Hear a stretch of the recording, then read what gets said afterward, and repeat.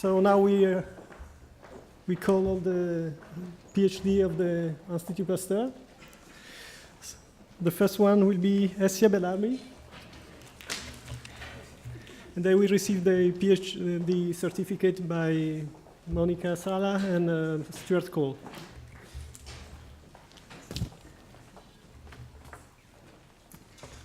Hello, everybody.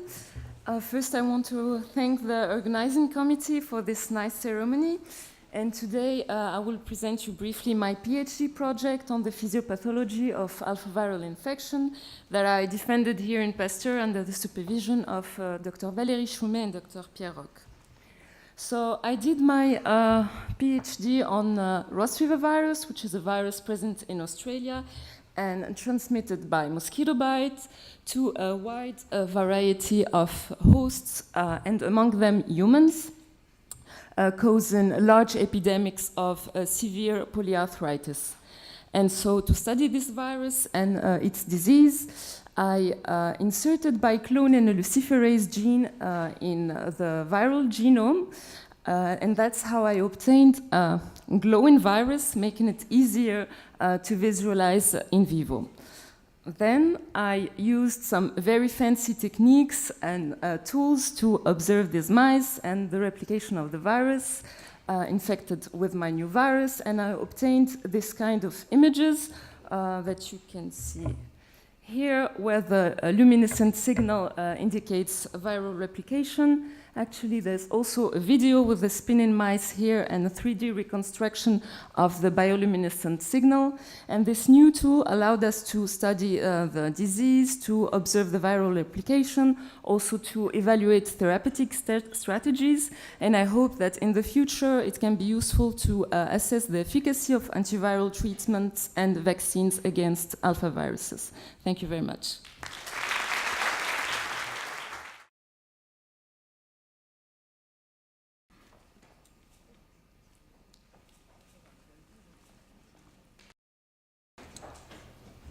So next candidate is Eleftheria Chalatsi.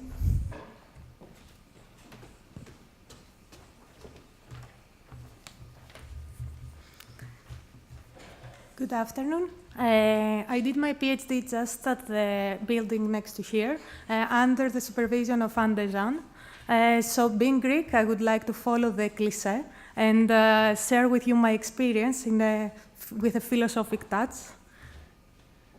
How does it? Okay. So science, much as life, is a journey. Mine began in the small Greek city of Volos, when at age 9, I asked for a microscope learning kit for Christmas. Not your average Christmas request. So it begins, my first experiments. To cut a long story short, this journey brought me to Paris and to Pasteur, where for the past 4 years I have been studying the role of a protein, SUMO, on colorectal cancer. I think most of us here will agree that when starting a PhD, things seem clear.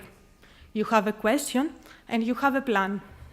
Reality, however, is often more complex than that. When I started my thesis, we had one clear idea in mind, to show that the reduction of SUMOylation reduces cancer. 4 years later, we ended up in a completely new direction. The effect of SUMOylation depends, in fact, on the dosage and the type of cancer.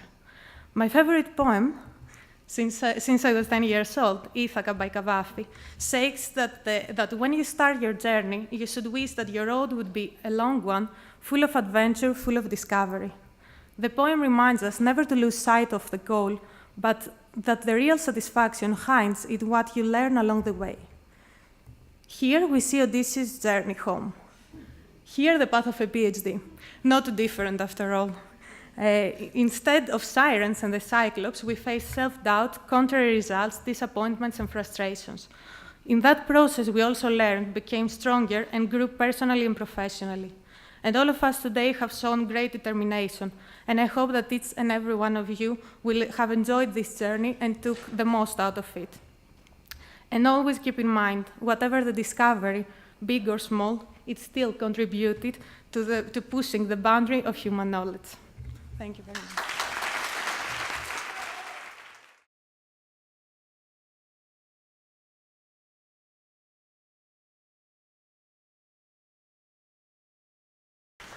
So now it's the turn of Barbara Corelli.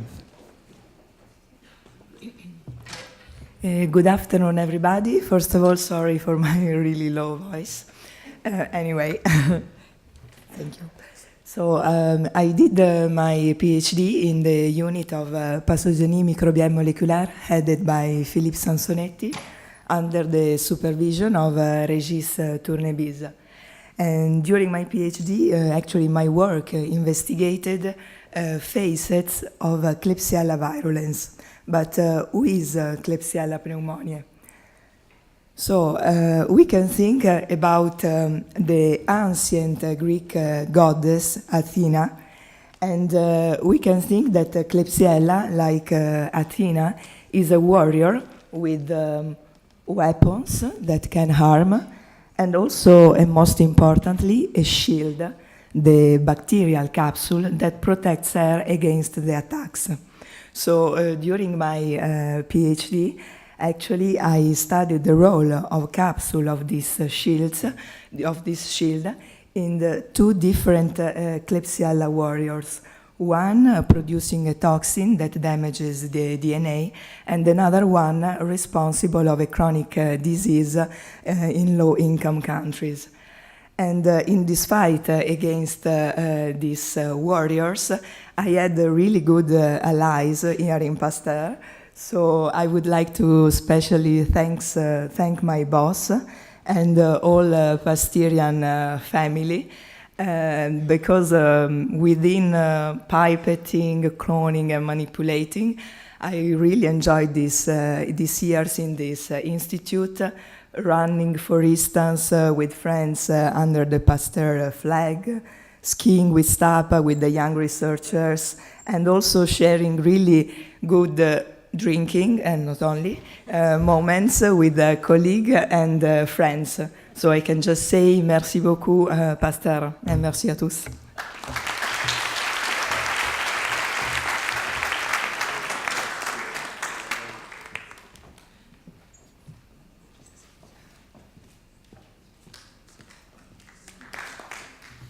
So next PhD is Sang Zhu.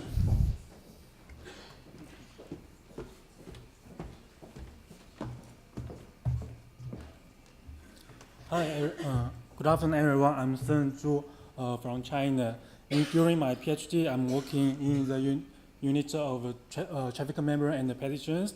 I'm working on the study of the mechanism of tuning nanotube formation and their role in aggregate protein transfer between cells. Tuning nanotube is a new connection between cells which contain the plasma membrane and actin. And in our lab, the hypothesis is this tuning nanotube is contribute to the protein aggregates, which link to the neurodegenerative disease to spread in the brain. So in my study, I found this prion aggregates could transfer using the tuning nanotube in endolysosome vesicles, and I also found these RAP11 and 8, and their effectors VAM3 could contribute to the tuning nanotube formation. Thank you.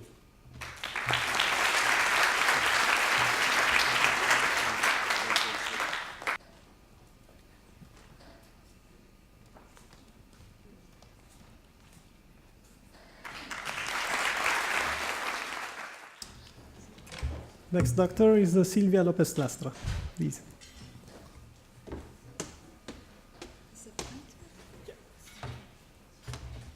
Hello, everybody. Well, I did my PhD in the innate immunity unit under the supervision of James DiSanto, and as part of a very nice Marie Curie consortium called NaturImmune. And during this time, I tried to develop a system to study the pathogenesis of human infections and cancer, and the interaction with the human immune cells, that are the cells that defend our body against these threats. Traditionally, this has been studied in model organisms in animals that we use to extrapolate the results to the human system. But unfortunately, there are some limitations, and in the mouse, which is the most used in immunity model organism, there are some questions that cannot be addressed with this model. due to the evolutive pressure that we know we both suffer to evolve divergently. So in my lab and in others, we have been trying to develop other systems, the human immune system mice.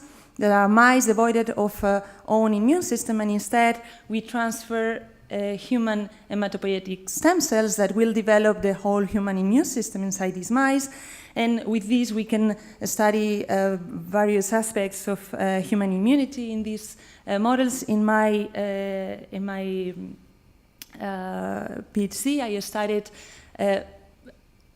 concrete family of immune cells, innate lymphoid cells that are specialized innate cells that will act very fast after an infection in the case of helminth, virus, bacterial infection, or in cancer. So with this model in which we can study human innate lymphoid cells, we may have an opportunity to find new therapeutic targets against these threats.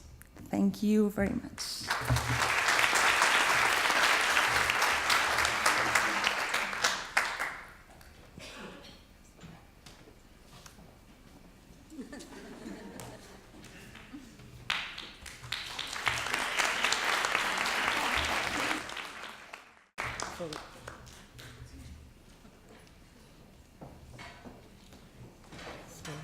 So we have another Silvia now, Silvia Menegatti.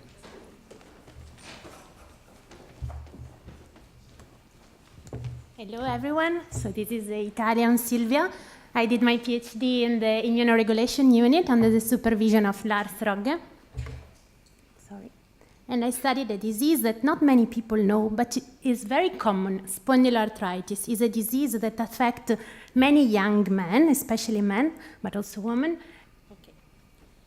It causes a very severe inflammation in the spine. Okay. So fortunately now there are therapies that are able to control the inflammation, and are essentially molecules that target this bad cytokine, the TNF. So 60% of the patients respond very well, so they are happy. But the 30-40% of the patients don't respond. And so this therapy also causes very severe side effects and infections. So with our method, only using 1 ml of blood from each patient, we were able to design an assay with which we can predict if the patient will respond or not to the therapy before initiation of the therapy. So looking at the gene levels in the patient, we will see if the patient will respond or not. But now there are therapies that are available for those patients that will not respond. So we will be able to guide them toward alternative therapies. Thank you.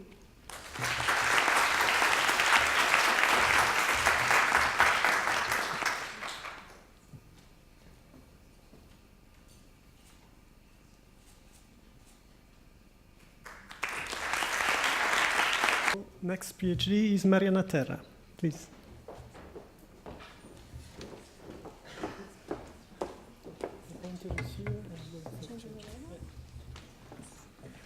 Good afternoon, everyone. First, I would like very briefly to thank the organizing committee for throwing us this amazing ceremony, and it's a big pleasure to be here with all of you fellow graduates.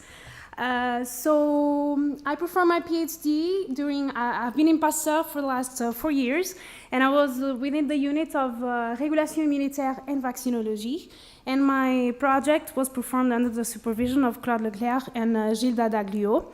I would like just to point out that I came all the way from Portugal to integrate the international PPU program, and I've been also within the OMIN network, which is a Marie Curie framework. So very briefly, during our whole life, our survival is continuously being challenged. And this challenge can be made by virus, bacteria, allergies, autoimmunity, or even cancer. But actually, our organisms developed a very nice defense mechanism, and we have a first line of defense with our mucosa or our skin.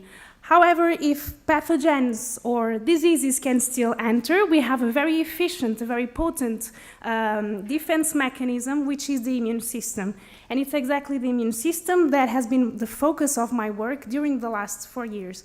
Within the immune system, there are several families. They have very specialized roles. And I focused on a family that is called dendritic cells. And actually, I studied a subtype of this family of dendritic cells, and I studied it within the context of solid tumors. And our results really helped to identify, to better characterize this cell population within tumors, and even to target these cells towards tumor immunotherapy. So we hope that our efforts during the last 4 years will help to continue the fight towards cancer that is so important these days. Thank you.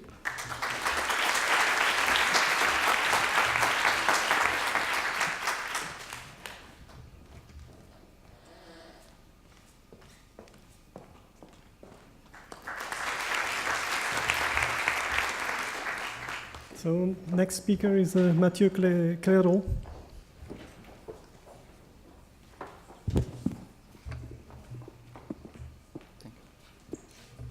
So good afternoon, everybody.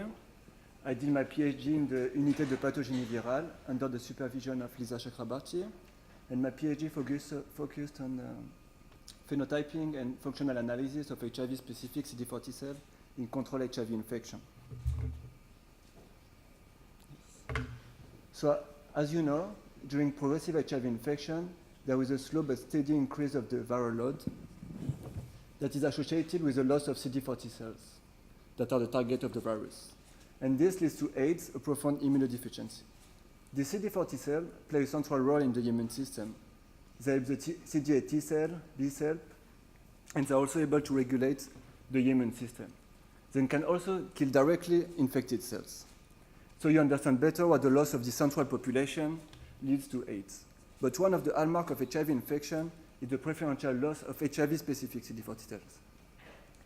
They are the cells that are able to recognize the virus and orchestrate a immune response against it. So during my PhD, I focused my study on HIV controllers that are very rare patients able to control HIV replication in absence of treatment. And these patients are able to maintain their CD40 cell count. So these patients are controlling the HIV infection through their immune system, and we try to understand how. And we showed that while HIV-specific CD40 cells, like I told you before, that are the cells able to recognize the virus, are preferentially lost in progressive HIV infection, we showed that they were maintained in HIV controller.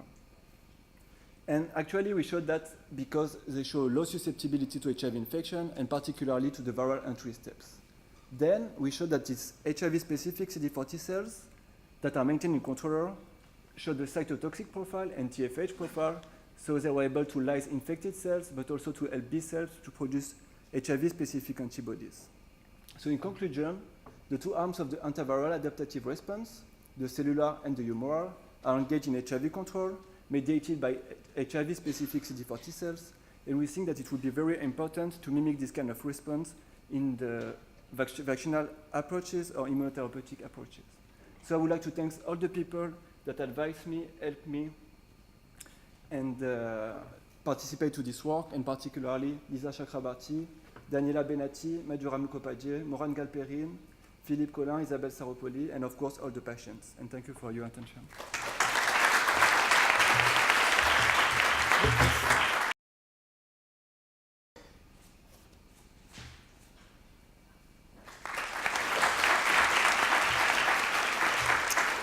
So next speaker is Laura Sinigaglia.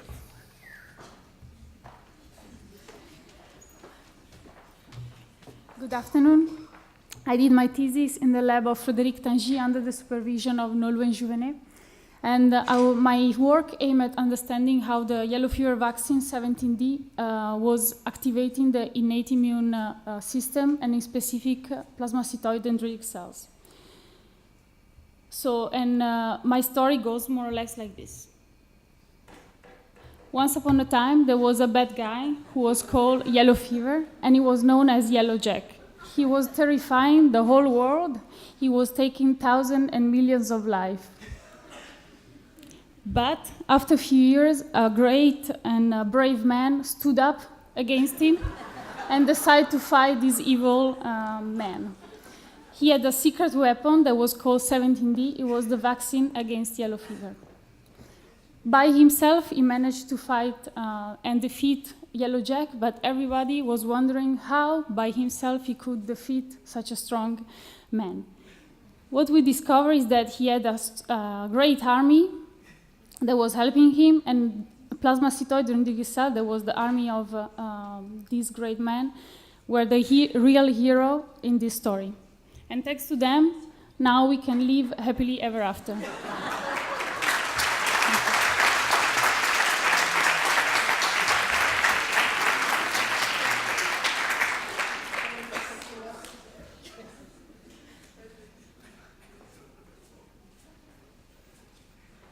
So I think Jean Curie could not come.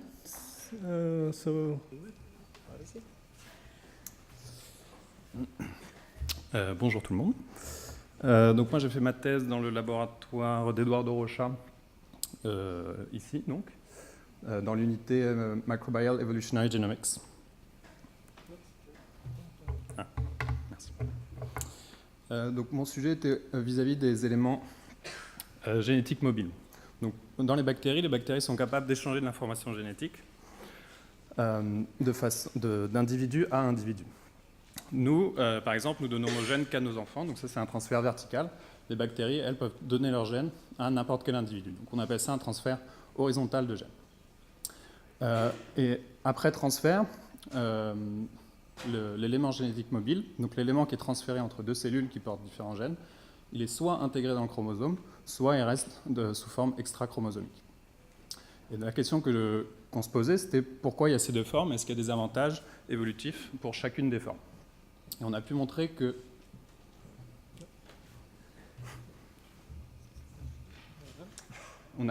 les éléments qui étaient intégratifs étaient moins plastiques, mais étaient capables de se transférer à des hôtes beaucoup plus distants, tandis que les éléments qui étaient donc distants phylogénétiques, donc différentes espèces, tandis que les éléments qui étaient extra-chromosomiques étaient plus plastiques, donc pouvaient échanger des gènes beaucoup plus facilement. Mais en revanche, ils étaient beaucoup plus restreints en termes d'hôtes. Donc ils avaient tendance à se transférer plus facilement à des hôtes plus proches de la bactérie initiale. On a aussi travaillé sur les intégrons, qui sont des éléments majeurs de la diffusion des gènes de résistance aux antibiotiques. Et il n'y avait pas d'outils qui permettaient de les détecter initialement. Et on a pu montrer, donc on a développé un programme qui permettait de détecter ces éléments dans les génomes. Et on a identifié un nouveau type d'éléments qui représente une quantité de gènes associés à ce type d'éléments, donc qui a un rôle majeur dans la résistance aux antibiotiques, qui n'ont jamais été décrits. Et on a aussi montré l'absence de ces éléments dans certains clades bactériens qui est a priori suspecte. Voilà, merci.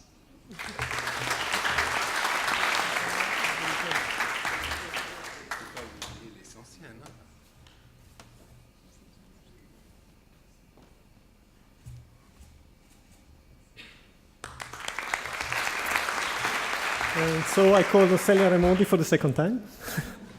Maybe it's the good one. Donc rebonjour à tous. Je suis Célia, je travaille sur la levure Pombé dans le laboratoire de Benoît Arcangeli sous la co-direction de Serge Gangloff. Et donc en fait, je vais vous parler un petit peu de Pombé et ensuite donc, de mon projet de thèse. Donc vous ne le savez peut-être pas, mais tous les jours à Pasteur, un match se joue entre Pombé et l'équipe d'InGen. Et en fait, comme vous pouvez le voir, l'équipe d'InGen sort vainqueur tous les jours. Et oui, en fait, Pombé est une levure qui n'est ni pathogène, donc qui n'est pas virulente ou qui n'a pas de pathogénicité, qui n'a pas non plus de problème pour l'environnement, mais en fait, on travaille quand même dessus à Pasteur. Et en fait, cette levure a quelque chose de très intéressant, c'est qu'elle est capable de se rencontrer et de changer de type sexuel. Donc en fait, quand la levure est dans un milieu où il y a une carence en azote, ou pour faire simple, quand les restaurants sont fermés, deux types sexuels de la levure Pombé, donc une bleue et une rouge, sont capables de se rencontrer et puis elles vont faire différentes choses que je ne vais pas vous présenter aujourd'hui, bien entendu. Mais en tout cas, elles vont former un asque qui est en fait la forme résistante de Pombé et qui permet à Pombé de survivre au cas où les restaurants restent fermés pendant très longtemps. Et en fait, la question, c'est comment finalement on peut observer deux types sexuels de Pombé. En fait, cela est dû à un mécanisme de division asymétrique que suit cette levure. Donc, comme vous pouvez le voir ici, une cellule, par exemple, qui est bleue, à la fin de 2 divisions successives, pourra donner une cellule rouge. Et en fait, ce mécanisme de division asymétrique est notamment contrôlé par une empreinte. Et c'est en fait là que commence mon projet de thèse. Donc, je me suis focalisée à cette empreinte en utilisant des approches de biologie moléculaire et de séquençage. Nous avons pu mettre en évidence que des éléments génétiques et épigénétiques contrôlaient cette empreinte et ce mécanisme. Donc, je voulais remercier tout l'Institut Pasteur, parce qu'en effet, c'est un institut très intéressant pour faire sa thèse, et puis aussi le laboratoire, ma famille, mes amis qui m'ont soutenu pendant ces 4 années. Merci.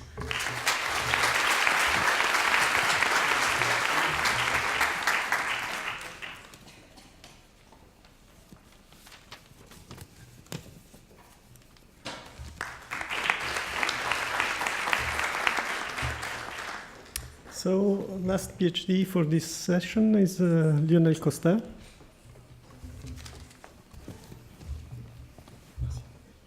Bonjour à toutes et à tous. Moi, j'ai réalisé ma thèse au sein de l'unité de pathogénèse d'Hélicobacter, dirigée par Yves de Dereuze et sous la direction du docteur Eliette Toiti. Donc, le laboratoire dans lequel je travaille s'intéresse à un pathogène gastrique qui est Helicobacter pylori et qui infecte plus de 50% de la population mondiale. Dans 1 à 3% des cas, cette infection va provoquer des cancers gastriques, ce qui représente environ 800 000 morts par an. Mais vous ne vous inquiétez pas, on s'affaire à la tâche pour trouver des solutions. Donc moi, ici présent, mon travail consista à étudier les effets d'Helicobacter pylori sur un facteur de transcription humain, donc qui est QSF1, et qui est considéré comme un gardien du génome, car il intervient notamment dans la réparation des dommages à l'ADN qui sont faits au cours de l'infection par Helicobacter pylori. Et donc ce facteur de transcription-là va donc inhiber et empêcher la formation des cancers au cours de l'infection par pylori. Je vais plutôt maintenant vous parler de l'expérience humaine qui est une thèse et qu'est-ce que le métier de chercheur. Alors la recherche, c'est le partage de connaissances acquis tout au long de notre thèse, notamment à travers des congrès, comme ici vous pouvez le voir par la présentation d'un poster. Mais comment débute un travail de thèse? Donc tout d'abord, il débute par... Ah, il manque une photo, c'est dommage. Donc, il débute par de nombreuses heures passées devant l'ordinateur afin d'émettre des hypothèses et des théories qui vont se vérifier à la paillasse grâce à l'utilisation de techniques de haute importance, comme ici la réparation d'une cuve ou alors la réparation d'un placard qui est super important en thèse. Ah, voilà, c'était ça, les longues heures passées devant l'ordinateur afin d'émettre des hypothèses sur les travaux de recherche. L'Institut Pasteur aussi, c'est une réelle expérience humaine dans laquelle j'ai participé, notamment grâce au défi Run qui nous a permis de récolter de l'argent pour l'Institut Pasteur. Et j'aimerais également vous souhaiter à tous d'excellentes fêtes de Noël et de fin d'année, et bien évidemment un joyeux Noël. Merci.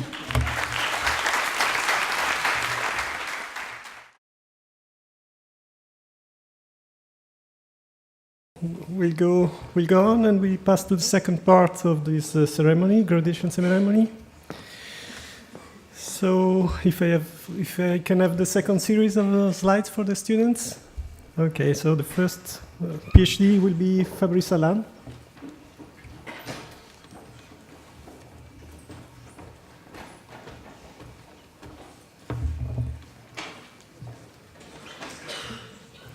Donc, bonjour à tous. Merci. Je voudrais tout d'abord remercier le comité pour avoir organisé cette cérémonie. J'ai donc réalisé ma thèse au sein de l'unité de bioinformatique structurale de Pasteur et encadrée par Michel Nigès et Benjamin Barbiot. Donc plus précisément, ma thèse portait sur le développement d'un outil de prédiction de structure de protéines en s'aidant pour cela de l'information de coévolution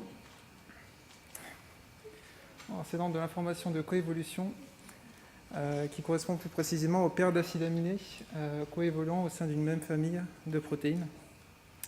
La protéine d'intérêt étant ici. Des récentes études ont montré justement qu'il était possible qu'il y avait un lien étroit entre cette information de coévolution et les réseaux d'interaction présents dans les protéines pour utiliser cette information et replier informatiquement la structure d'une protéine. Donc le but de mon projet a été d'utiliser cette information et de replier les protéines et proposer un ensemble de modèles cohérents avec cette information à l'aide d'un protocole inspiré à la fois de la métallurgie pour calculer les structures, mais également d'un protocole utilisé normalement en RMN pour supprimer les erreurs de prédiction au cours d'un processus itératif. Donc, je vous remercie tout le monde.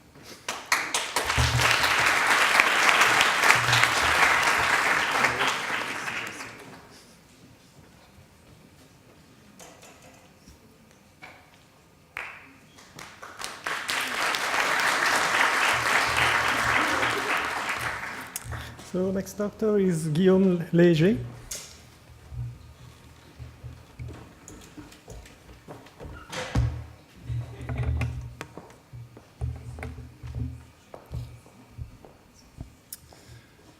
Bonjour à tous. Donc moi j'ai réalisé ma thèse dans l'unité de chimie des biomolécules sous la direction du docteur Laurence Muller. Pardon. Chaque année, il y a environ 6 millions de morts chez les enfants de moins de 5 ans dans le monde et environ 9% sont dus aux maladies diarrhéiques. La shigellose est la deuxième cause de maladie diarrhéique et elle est causée par l'agent pathogène Shigella, qui est une bactérie. Au laboratoire, on s'intéresse plus précisément à Shigella flexneri.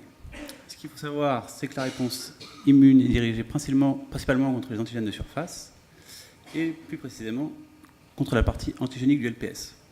Donc si vous voulez un peu mieux comprendre, donc en gros, cette partie antigénique est constituée d'unités répétitives, représentées ici.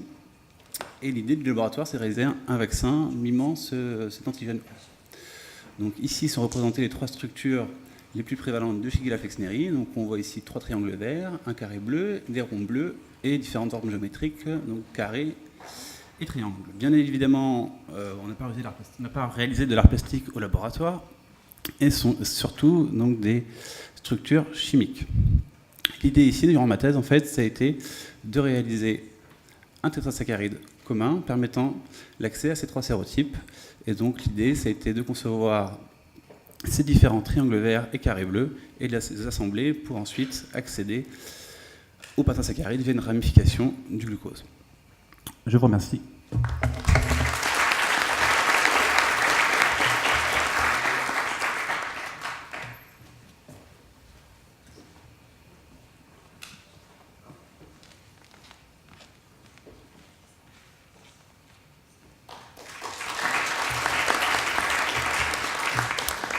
So next speaker is Maryam Baghdadi.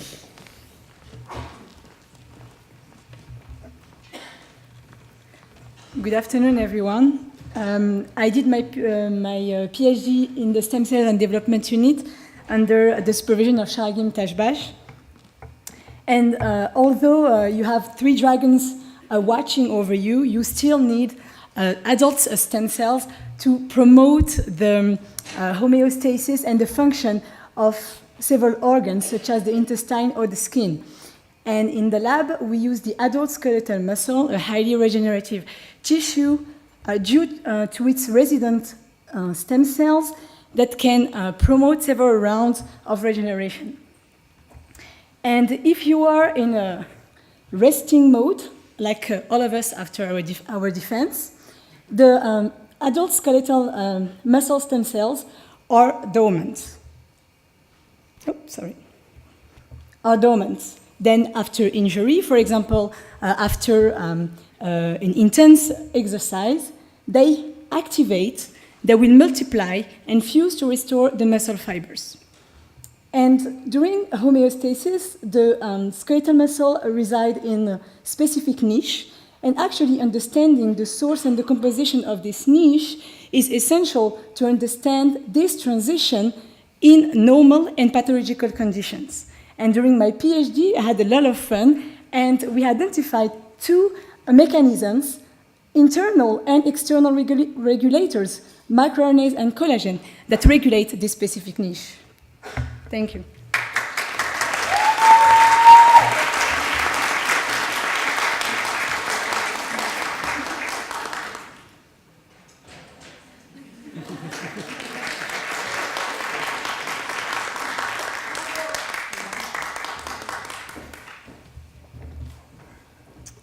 So now we call Milan Lancino.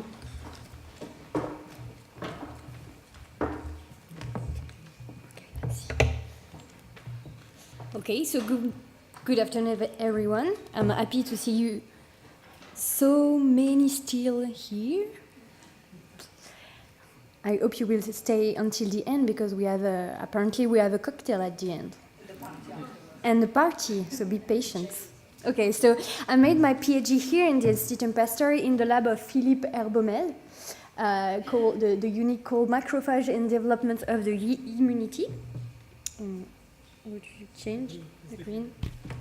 Okay, and just by looking at those slides, at those blood cell, zebrafish embryo, microscope, and purse, you may ask what is the link between all those pictures and my PhD project.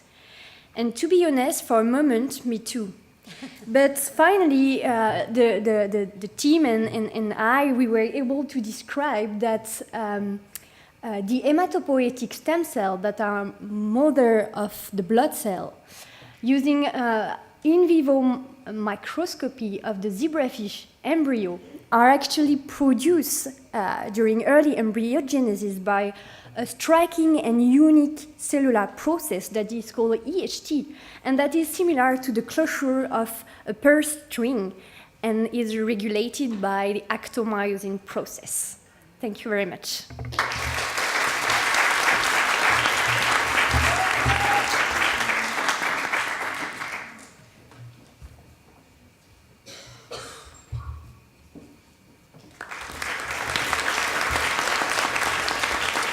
So next speaker is Francesca Pala. Good afternoon. So I perform my PhD work in the Stem Cell and Development Unit under the supervision of Shargim Tashbash, and the work was focusing on understanding metabolism, which is this. As you can see, it's quite complicated, and it took us a while to understand how to manage to understand some of it. And we did that looking at different stages of our life, from when you are a baby and you have become an adult, and even after that. Yes, we had the zombie mouse. And basically we focused on this organ, the muscle, and especially we looked at the stem cells of this muscle, and we analyzed them in different states, so when they are proliferating or not during regeneration and growth. And what we understood from this work is that the metabolism of the satellite cells changes when the cells are changing states, or they are proliferating or not, and they also change in time. So when you're a baby or when you're an adult, your cells in the muscle are doing something different. Thank you.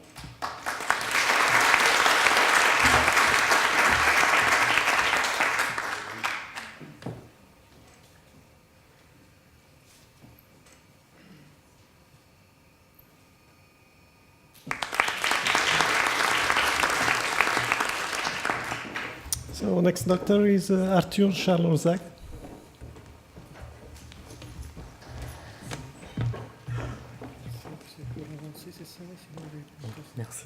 Hello, everyone. I'm happy to talk to you a little bit about what I've been doing here in Pasteur. So I was working in the team of Guillaume Duménil in the unit of pathogenesis of vascular infections.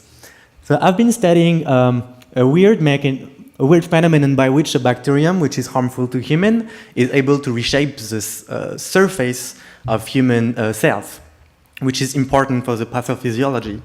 And what I found is that it was much more simple than what we were expecting. And in fact, if you're looking at the membrane here of the human cell, we discovered that it simply grows along sticky fibers of the bacterium by a process that is very similar to something like capillarity. So it's quite spontaneous and the cell cannot help it. So it was a very simple phenomenon. And what was really exciting is that from a cell biology point of view, like for infectious part, it was important, but also cells always change the shape of the membranes, and we knew a lot of ways to do so, and this was yet another one that we didn't know before. So it was very cool. And also, I really want to stress out that I started my PhD in another institute before moving to Pasteur, and I want to say that it was really key to achieving this this finding and this project, and this couldn't have been possible without moving to this very nice institute. And you can see that we have always good atmosphere in the lab. So here you can see my supervisor is supposed to be here on the picture because he was away when we had this very cool photo booth of Pasteur. And we even make sweatshirts with goodies of my bacterium here. So you can see this very good ambient, and it was really important to that kind of project. And thank you very much.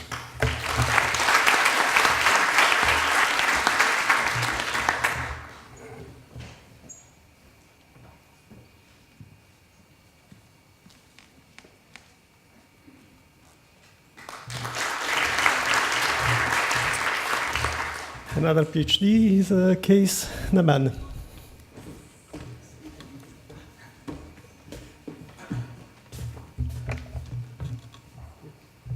Bonjour à tous. J'ai réalisé ma thèse dans le laboratoire de la plateforme de criblage chémogénomique et biologique à l'Institut Pasteur sous l'encadrement de Fabrice Agou.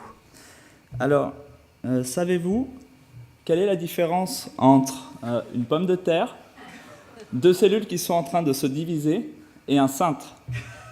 Vous ne voyez pas? En fait, moi non plus, j'ai pas eu le temps de préparer ma diapositive, étant donné que j'ai soutenu ma thèse il y a 3 jours.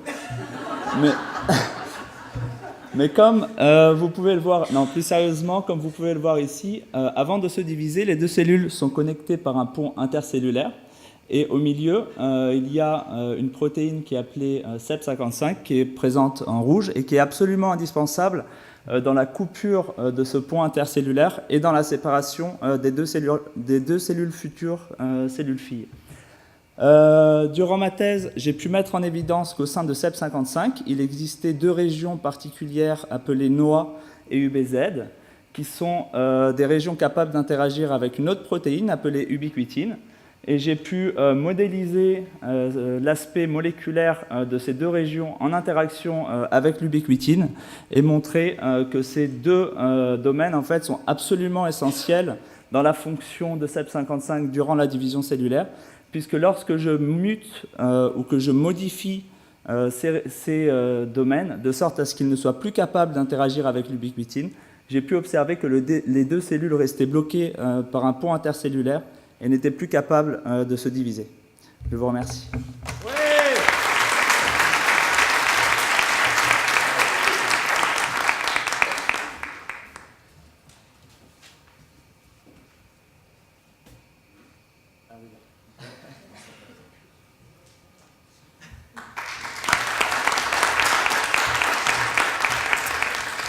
Next doctor is Zili.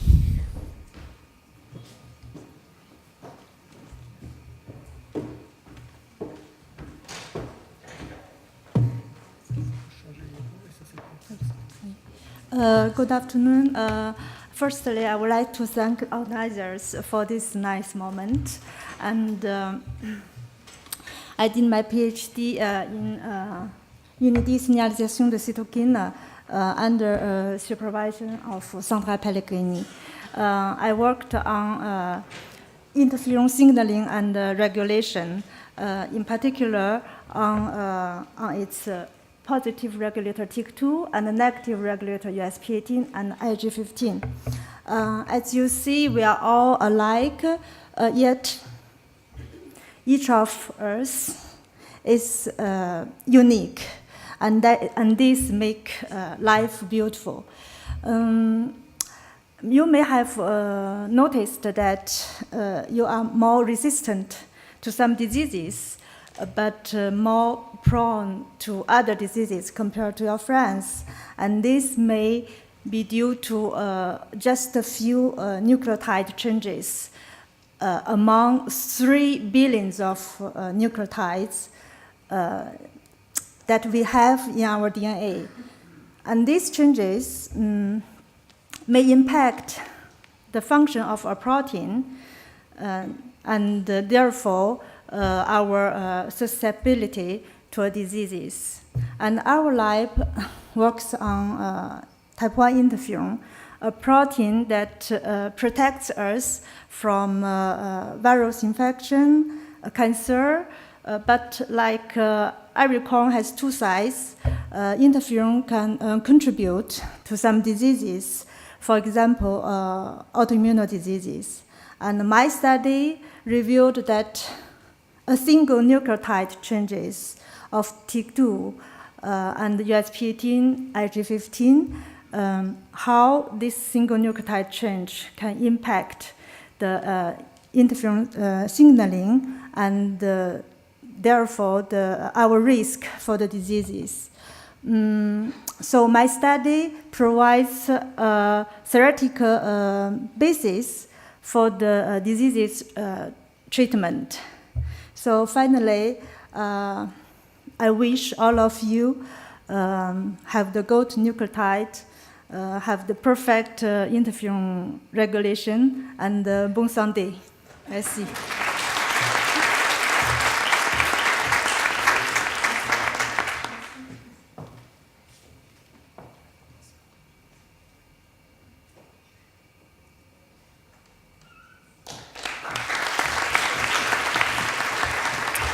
Next PhD is Anan Yaya.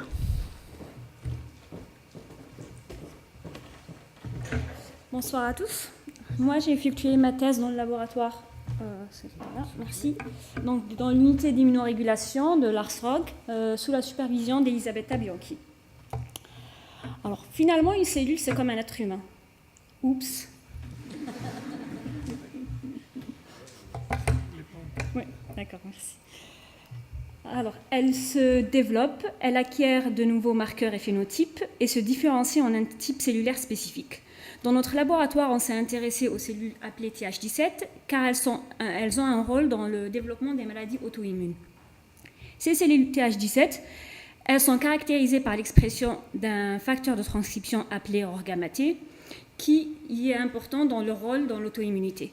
Ce facteur de transcription, il est déjà exprimé dans les cellules dans le début du développement, donc par ces cellules-là. Finalement, c'est comme ce petit garçon qui, émettant sa casquette, il la mettait tout le temps. À un moment, il l'aimait plus, il l'aimait pas, donc il la mettait pas, et après, il la mettait encore. Donc, le but de mon projet était d'étudier les mécanismes qui sont responsables de l'expression de cette protéine, donc durant le développement cellulaire, et aussi des mécanismes qui inhibent son expression. Merci à tous.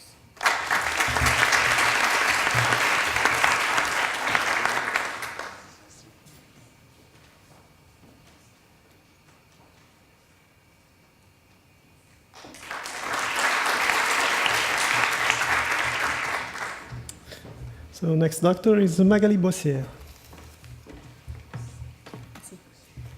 Good afternoon, everyone. So I did my PhD under the supervision of Marie Flamand in the lab of Félix Rey, and I am the living proof that the partnership between all the universities, Paris Diderot, Paris Descartes, and Pierre and Marie Curie, really, the partnership is really efficient because I got the funding from Paris Université Pierre et Marie Curie and Institut Pasteur while I was a student in Paris Diderot. And I was also monitored by the doctoral school in Paris Descartes. So, but really, it worked well, and the administration was as efficient as my fellows, so really nice. So I worked on the Rift Valley fever virus and its virulence factor. So in fact, during 4 years, I compared two different kinds of cells infected by a virulent, really pathogenic virus, to cells infected by a virus which is attenuated, a mutant virus. And as the slide reflected, I couldn't find any difference at the cellular level, really similar. So I collaborated with a platform of mass spectrometry and the hub in the biostatistician here, and I was able, in fact, to split this up and to compare each protein in the infected cells. So it was really a laborious job that we did together, and it was really hard to find differences. But at the end, we identified two functions that were really had a huge impact during the infection. And in fact, I was able, during my PhD, at the last 6 months, to really confirm biologically that the NSM protein, the virulence factor I was studying, had an effect on the metabolism of mitochondria and on the storage of fatty acid in lipid droplet. So in fact, from my thesis, we have a new hypothesis now, and that the virulence factor promotes the mitochondrial metabolism that lead to higher viral load in the infected host. And at the end, it is why there is one virus that kills the host and another virus that doesn't kill the host any longer. So thank you very much for your attention. And I would say just one more word to Milagro and Juliette Fédry, because I defended my thesis with them during this year in the lab of Felix, but they are now in Senegal and Netherlands. But even though we still think about them during this great day of ceremony that is organized for us. So thank you for them.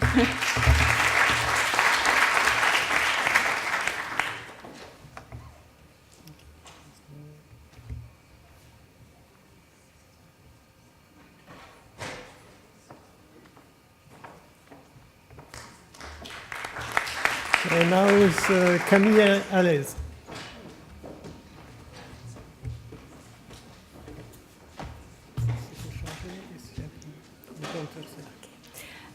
Well, good evening, everyone. So I'm very pleased to be here today to share with you some words about my experience as a PhD student.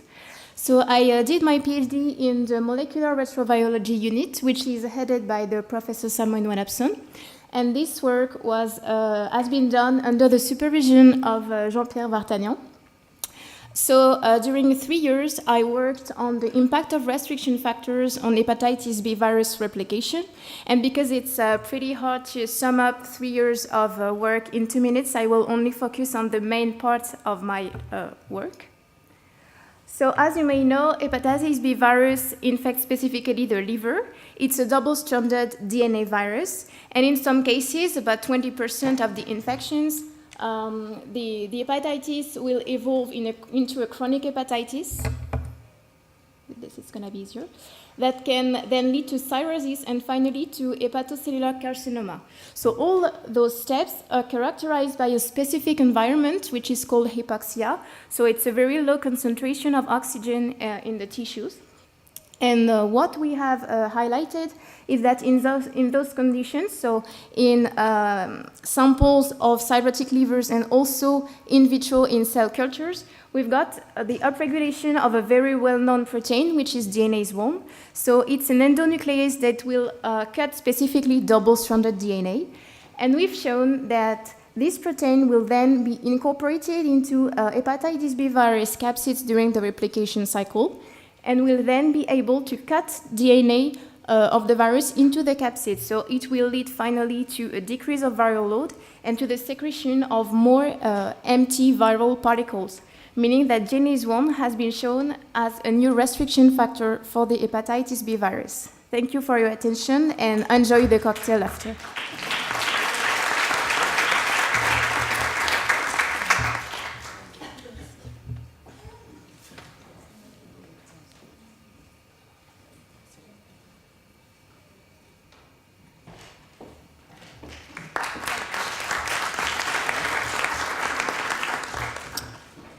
So next PhD is Valentine Mosbach.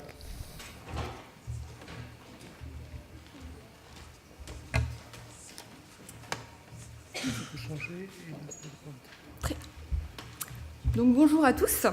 J'ai effectué ma thèse dans l'unité d'instabilité naturelle et synthétique des génomes sous la direction du Dr Guy-Franck Richard. Le but du jeu, ça a été d'étudier des séquences particulières de l'ADN composées de répétitions de triplets CTG. Ces répétitions sont très instables, elles changent fréquemment de taille, et notamment chez l'homme, elles peuvent subir de larges expansions, pouvant atteindre des milliers de répétitions. Et ces larges expansions provoquent une maladie qui s'appelle la dystrophie myotonique de type 1. Nous avons montré qu'il était possible d'utiliser des superarmes appelées TALEN et CRISPR-Cas9 pour cibler ces répétitions de trinucléotides afin de les couper. Et nous avons montré qu'après coupure et réparation, on contractait la répétition. Et vu que l'expansion est pathologique, la contraction de la répétition pourrait être potentiellement curative. Donc, on gagne. Je me suis également intéressée aux mécanismes qui provoquent l'expansion de ces répétitions trinucléotides et qui sont pour l'instant mal connus. Je voudrais finir par remercier l'Institut Pasteur, remercier mon directeur de thèse, Guy Franck, remercier tous mes collègues du laboratoire, en particulier David Viterbo, tous les membres du 4e étage Fernbach, et enfin mes amis et ma famille.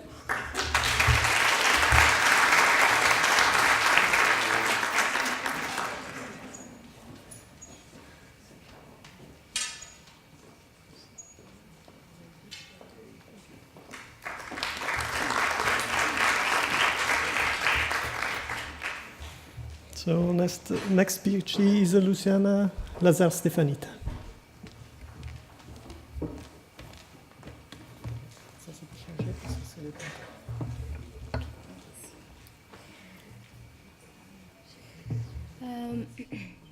Bonjour à tous, je vous remercie d'être ici avec nous.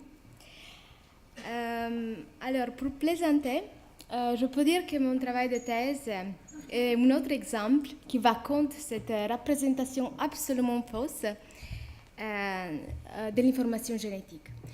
Alors, la molécule de l'ADN, ce n'est pas une tasse de spaghetti désorganisée.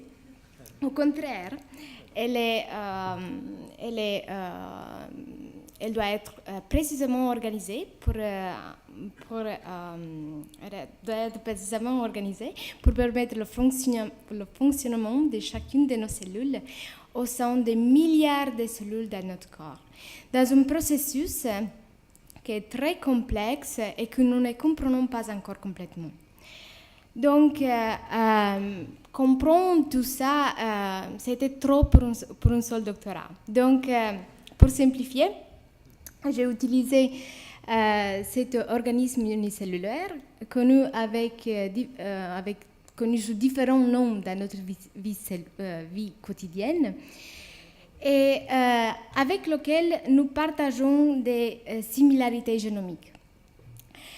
En bref, j'ai beaucoup joué avec l'ADN de ces bestioles en décrivant plusieurs de ces cartes génomiques. Nous pouvons en extraire les informations spatiales et les utiliser pour fournir des images plus proches à la réalité de la structure fonctionnelle de l'ADN à l'intérieur des cellules. Avec cela, je tiens à remercier tous les membres du labo, amis et collègues de Pasteur qui m'ont accompagné pendant cette expérience vraiment unique de ma vie. Enfin, je veux remercier mes parents qui ont toujours été à mes côtés et merci pour l'attention.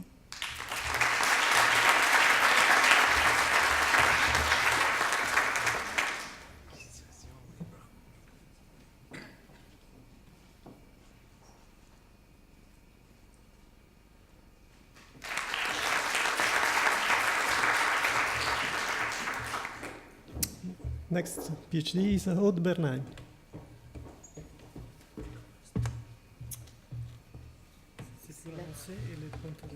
Okay. Bonjour à toutes et à tous. J'ai réalisé ma thèse dans deux laboratoires entre de la bioinformatique et de l'expérimental. Et comme je suis convaincue que la science devrait être accessible à toutes et tous, pour ma thèse, j'ai réalisé une petite vidéo qui résume mon travail de thèse. Comme on n'a qu'1 minute 20, ce sera un tiers de la vidéo et j'espère que vous irez voir la suite. Alors, il y a de la musique normalement, c'est dommage.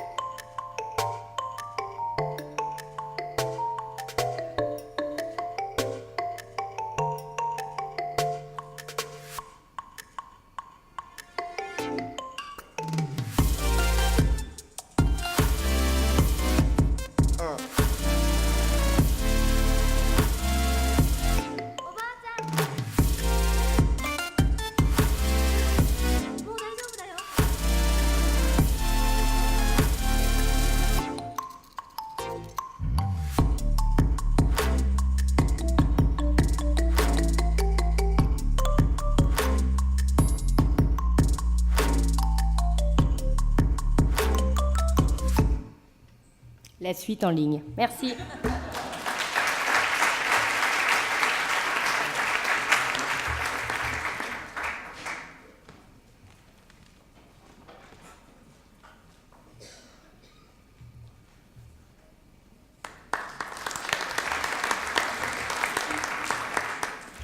So now is Jing Zhang.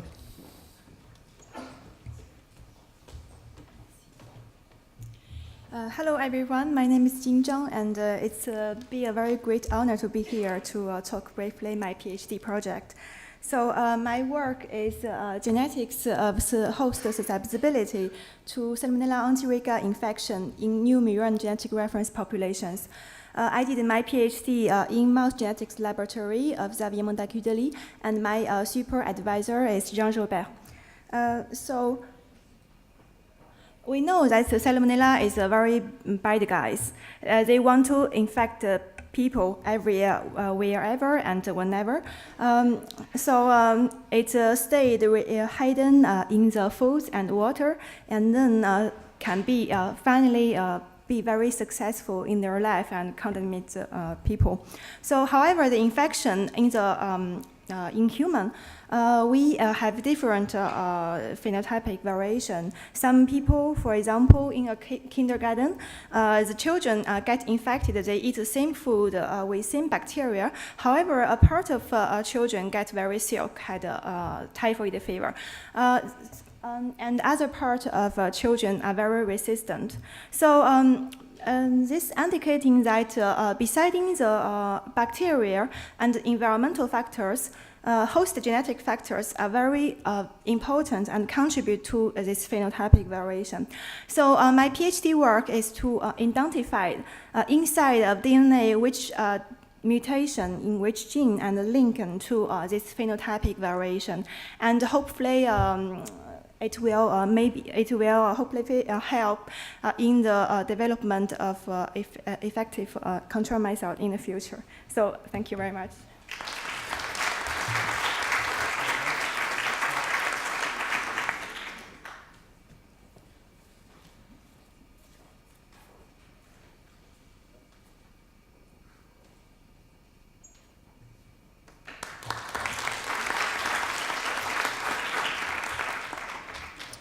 Next speaker is Mireille Carrère.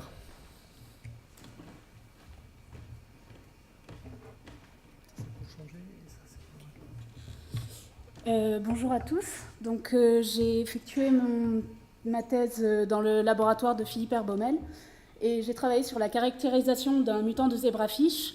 Donc, en particulier, j'ai eu l'occasion de m'intéresser vraiment à mon animal modèle favori, qui est le zébrafiche, qui a la particularité donc d'être transparent au cours de son développement. Et ainsi, grâce à des molécules, grâce à des lignées fluorescentes et des molécules également fluorescentes, nous avons pu observer in vivo et de manière non invasive le comportement et le développement de certaines cellules.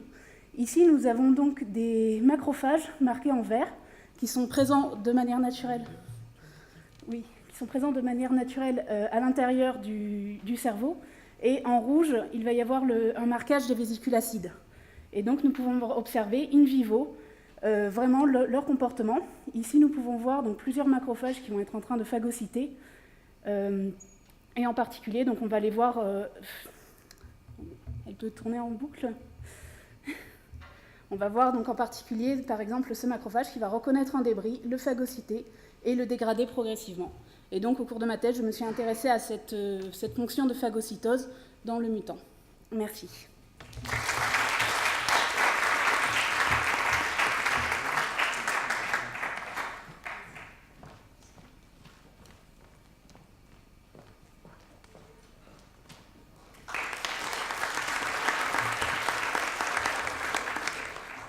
So last PhD for this ceremony is Chiara De Pascalis.